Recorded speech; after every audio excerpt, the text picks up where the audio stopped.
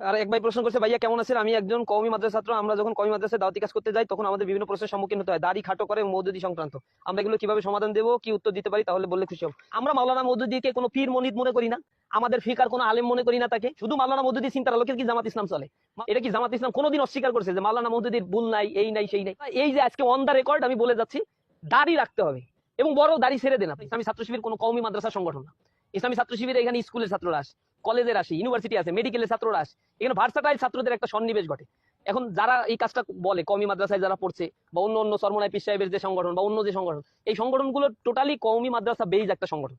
তাদের এখান থেকে যে রিক্রুটমেন্ট হয়, এটা প্রাতিষ্ঠানিকভাবে তাদেরকে দাড়ি রাখার ব্যাপারে বাধ্য করা হয়, উদ্বুদ্ধ করা হয়। সুতরাং তারা বাই প্রোডাক্ট ওই দাড়িওয়ালা লোকগুলো পায়। কিন্তু আমরা যে জায়গায় দাওয়াতি কাজ করি, স্কুল কলেজ ইউনিভার্সিটিতে, এখানে হাজারো প্রতিকূলতা আছে। দাড়ি রাখলে, বোরকা পড়লে এখানে নানা ধরনের হ্যারাসমেন্টের শিকার হতে হয়। এইগুলোকে স্বীকার করে টাকনুর উপরে প্যান্ট পরা, দাড়ি রেখে এরপরে ছাত্রদেরকে এখানে নিয়ে আসতে হয়।